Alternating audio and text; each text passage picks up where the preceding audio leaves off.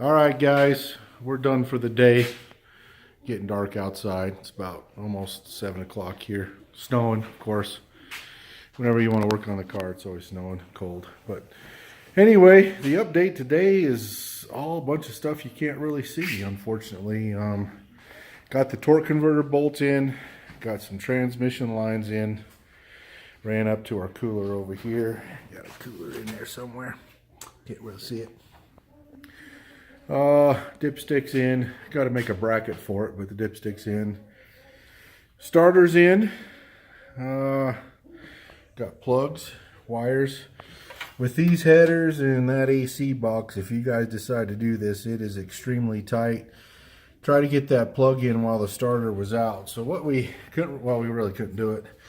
Kind of just notched a little bit of that firewall out, and it sure opened it up. So it's going to be a lot easier to get the plugs in and out. Hopefully we won't have to do it a lot, but anyway, we figured it'd kind of let a little heat off that heater, or those headers anyway. So we did that.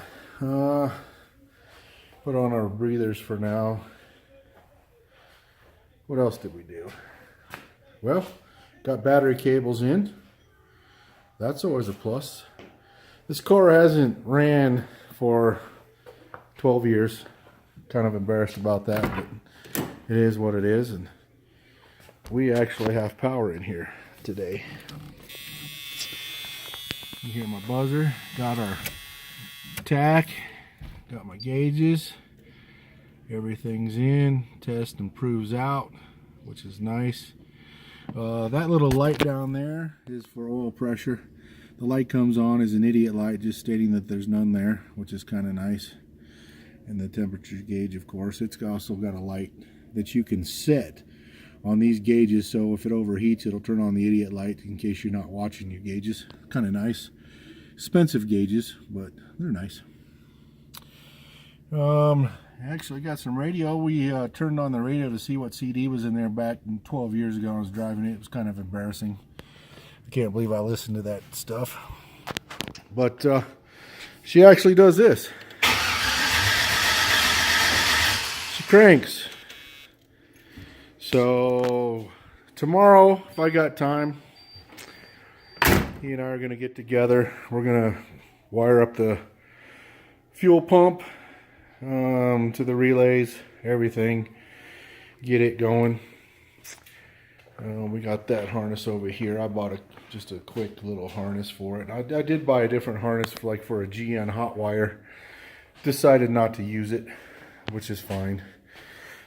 So we got to wire up the rest of our MSD, run a ground.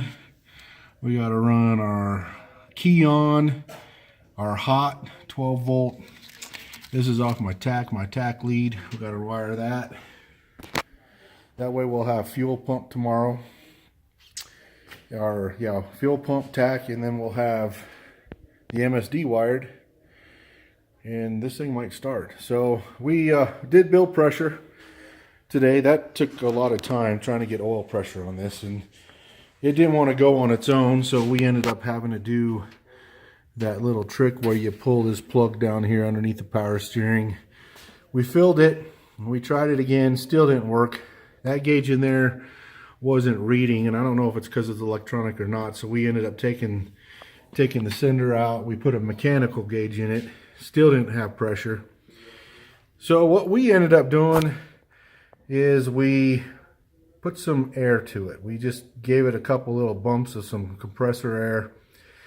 Then we filled it back up, and it took about a half quart each time.